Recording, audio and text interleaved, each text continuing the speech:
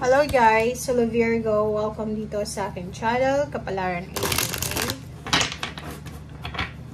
Alamin natin kung anong messages, vibration, gabay energy, para sa inyong lahat.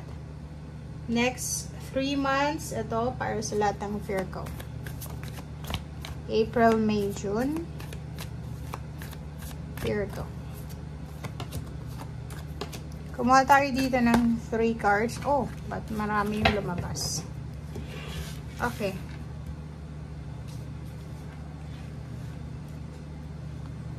Virgo.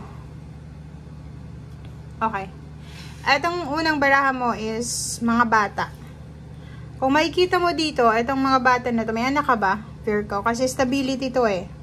Sinasabi ng baraha na if ever may anak ka, kailangan mong bantayan yung anak mo sa 3 months na to. So, kung hindi ka man literal na nagbabantay sa kanya, sa kanila, make sure na bigyan mo sila ng pansin. Okay?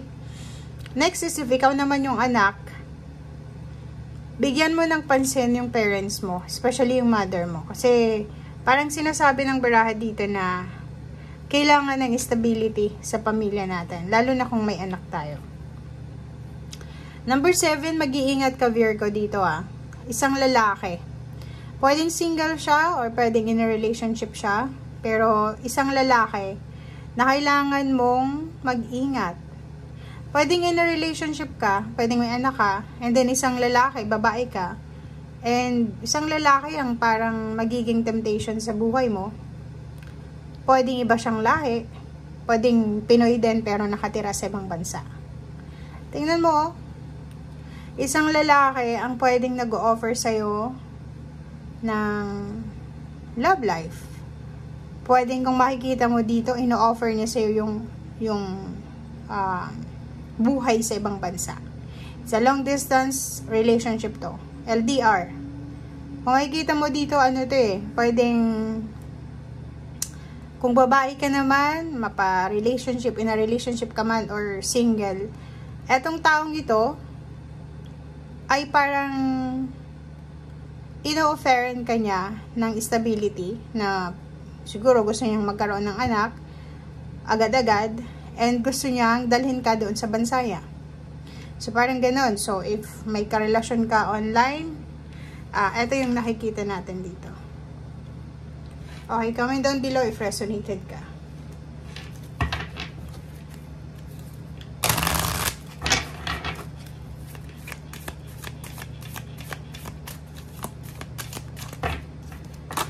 Okay. Oh. Hindi ka makapag-desisyon dito. Indecision.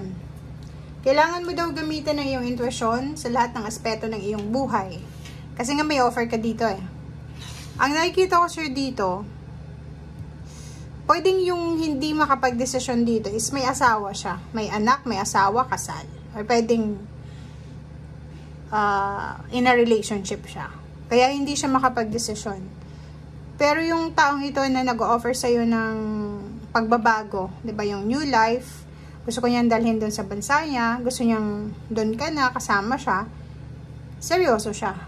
Di ba? So, comment down below if resonated ka. Galing ng baraha mo, Virgo. Wait lang, guys.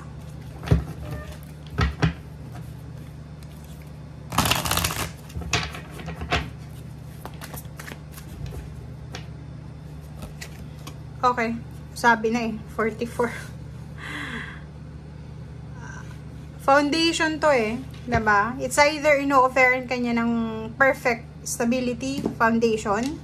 Gusto kanyang pakasalan, gusto kanyang ibahay, gusto kanyang ipag-travel, sama sa kanyang mag-travel, dalhin sa bansa niya. Or nakikita natin dito na mag-aasawa. So, may mag-offer sa'yo ng kasal. Kaso lang, yun na nga, hindi ka makapag-desisyon kung may asawa ka dito. Pero kung single ka naman, di ba? Parang nakikita ko naman sa'yo dito na willing ka naman na gawin ko ano itong nire-request ng taong yan sa'yo.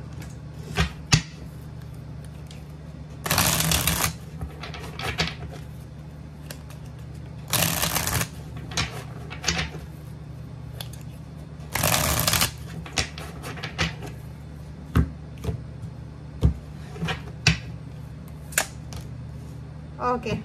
Ganun na nga eh. 'Di ba? Nakakaloka. Oh, tingnan mo.